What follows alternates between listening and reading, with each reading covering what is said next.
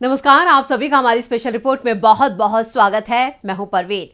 राजस्थान में मतदान के बीच एक बड़ी खबर सामने आई। आपको बता दें कि आज राजस्थान में मतदान हो गया है। 5 राज्यों के विधानसभा चुनावों में से 4 में चुनाव पूरा हो चुका है और अब इंतजार है तो सिर्फ नतीजों का, जो 3 दिसंबर को आएंगे। लेकिन 30 नवंबर को तेलंगाना में भी मतदान है, जिसके लिए सभी पार्टियां जोर शोर से चुनाव प्रचार में जुटी हुई हैं।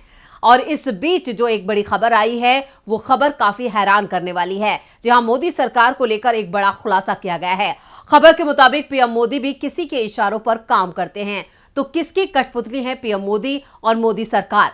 केंद्र की सत्ता पर काबिज बीजेपी सरकार को कौन चलाता है? इसको लेकर कांग्रेस की पूर्व अध्यक्ष सोनिया गांधी ने मोदी सरकार पर बड़ा आरोप लगाया है। वैसे अक्सर आरोप तो सोनिया गांधी पर भी लगते रहे हैं। यूपीए सरकार के दोनों कार्यकाल में मनमोहन सिंह देश के प्रधानमंत्री थे, लेकिन ऐसा कहा जाता था कि सरकार सोनिया गांधी के दफ्तर से ही चलती थी। सोनिया गांधी के कांग्रेस अध्यक्ष रहते हुए 2004 में यूपीए की सरकार का गठन हुआ, लेकिन सोनिया गांधी प्रधानमंत्री नहीं बनी। मुंबई में एक चैनल के कार्यक्रम में सोनिया गांधी ने बताया था कि उन्होंने मनमोहन सिंह को क्यों प्रधानमंत्री नियुक्त किया।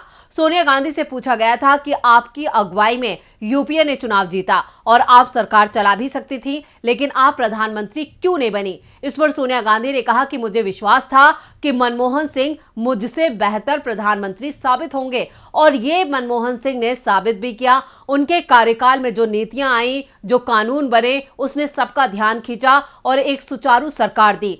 यूपीए सरकार के दोनों कार्यकाल में, चाहे फिर वो आरटीआई का मामला हो या फिर मनरेगा, इनको लेकर जो कानून बनाए गए, उसने सबका ध्यान खींचा और ये कानून आज भी यहाँ पर आम जनता के हित में है। इसके साथ ही उन्होंने कहा था कि मैं अपनी सीमाएं जानती थी, यही वजह रही कि मैंने कभी प्रधानमंत्री का पद पाने के बारे में नहीं सोचा। लेकिन उन पर आरोप जरूर लगते रहे कि वही मनमोहन सिंह सरकार को चलाती हैं। यहां तक कि पीएम जो पूर्व प्रधानमंत्री थे मनमोहन सिंह, उनको मौन प्रधानमंत्री भी कहा गया। लेकिन मनमोहन सिंह ने अपने काम से जवाब दिया। बीजेपी ने उन पर कई गंभीर आरोप लगाए। उन्होंने कहा कि वो सोनिया गांधी के इशारे पर चलने वाली कठपुतली है, लेकिन उन्होंने अपने काम से जवाब दिया, अपनी नीतियों से जवाब दिया। जो नीतियां और जो कानून बनाए गए, वो आज भी इस बात की गवाही देते हैं। इधर आज की जो बड़ी खबर है, वो हम आपको बता देते हैं। राष्ट्रीय सलाहकार परिषद यानी एनएससी को लेकर सोनिया गांधी ने कहा है कि यह कोई दूसरा पावर सेंटर नहीं था, बल्कि प्रधानमंत्री को सलाह देने वाली एक समिति मात्र थी।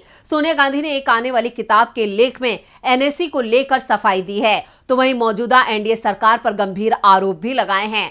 आपको बता दें कि सोनिया गांधी पर आरोप लगते रहे कि वो एनएसी की अध्यक्ष रहते हुए मनमोहन सिंह की सरकार के अहम निर्णय लेती थी। जी हां, पर्दे के पीछे वही मनमोहन सरकार चलाती थी। इस तरह के आरोप उन पर लगते रहे। उन्होंने कहा कि एनडीए की सरकार खुल्लम खुल्ला आरएसएस से निर्देश लेकर काम कर रही है। जी हां, जो सोनिया गांधी ने जो खुलासा किया है वो ये है कि एनडीए की सरकार जो केंद्र की सत्ता पर काबिज है बीजेपी, उस पर बड़ा आरोप लगाया है और कहा है कि ये खुल्लम खुल्ला आरएसएस यानी संघ के इशारों पर काम कर रही है। वहीं से आदेश आते हैं, उसके मुताबिक ये सत्ता चला रही है। आरएसएस ना तो विश्वसनीय है और ना ही जनता ने उसे चुना है। ये भी सोनिया गांधी की तरफ से कहा गया है। Enhancing people's right and freedom NSC revisited नाम के लेख में सोनिया गांधी ने लिखा, बड़ी विडंबना है कि एनएससी को अपमानित किया गया, लेकिन मौजूदा एनडीए सरकार लगातार अपनी नीतियों को लेकर निर्देश आरएसएस से लेती है।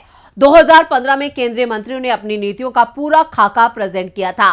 प्रधानमंत्री नरेंद्र मोदी ने भी इसे मार्गदर्शन नाम दिया था। उन्होंने लिखा है कि एनएससी की भूमिका बहुत ही सीमित थी। ये केवल प्रधानमंत्री को सुझाव दिया करती थी, बाकी फाइनल फैसला प्रधानमंत्री और सरकार ही लिया करते थे।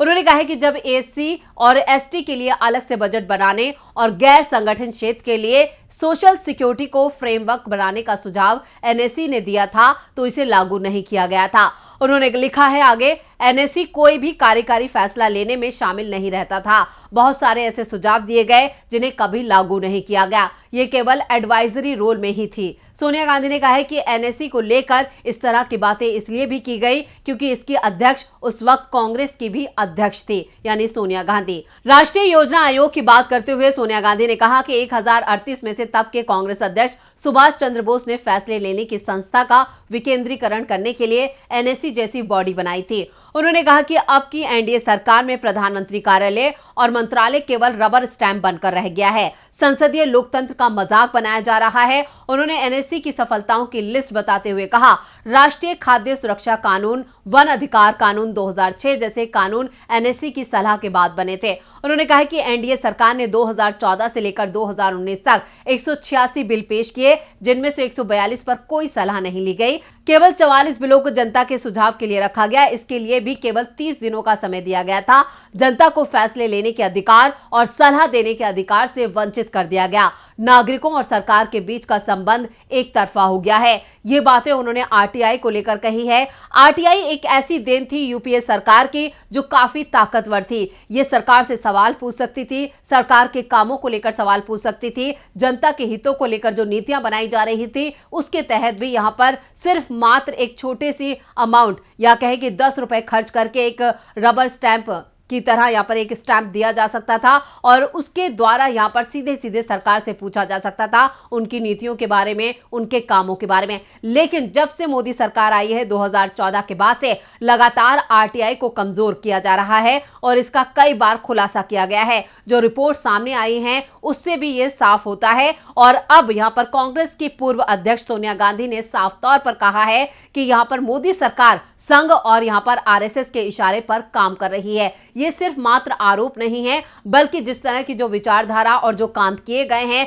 और जिस तरह से मोदी सरकार के अगर कार्यकाल की बात करें, यहां पर जिस तरह से विभाजन बंटवारा देखा गया, नफरती बयान सामने आए, उससे भी यह अंदाजा लगाया जा सकता है कि किस तरह समाज को बांटने का काम इस सरकार के द्वारा किया गया है। और यही आरोप अब सोनिया गांधी ने लगाए हैं। यानी जिस तरह से सोनिया गांधी ने अपने इस लेख में जिक्र किया है संघ का, तो उन्होंने साफ तौर पर कहा है कि दिल्ली की सत्ता इस वक्त नागपुर से चलाई जा रही है, संघ के दिशा निर्देश दिए जा रहे हैं। और एनएससी का उन्होंने जिक्र किया कि वो एकमात्र संगठन था और जो संवैधानिक संस्था थी वो सिर्फ प्रधानमंत्री को यहां पर सलाह देती थी। उस सलाह को मानना या ना मानना ये प्रधानमंत्री के ऊपर निर्भर करता था। लेकिन अब जिस तरह से मोदी सरकार के टाइम पर एनएसए बनाया गया है और यहां पर उसके जो कर्ता धर्ता है, जो उसके प्रमुख हैं, जो उसके चीफ बनाए गए हैं, वो अजीत डोभाल हैं। यानी यहाँ पर एनएसए की ही तरह उन्होंने इसका भी यहाँ पर एग्जाम दिया है, उसको भी उदाहरण के तौर पर पेश किया है।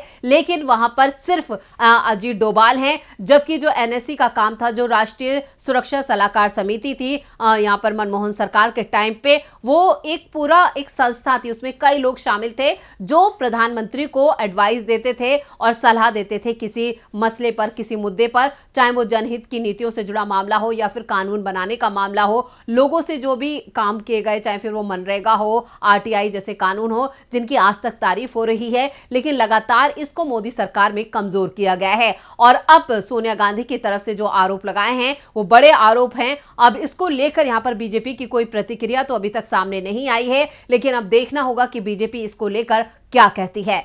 तो ये थी हमारी स्पेशल रिपोर्ट। आपको हमारा ये वीडियो कैसा लगा, नीचे कमेंट बॉक्स में अपनी राय जरूर दें और इस वीडियो को ज्यादा से ज्यादा लाइक करें और शेयर करें। देखते रहिए डीबी लाइव। नमस्कार।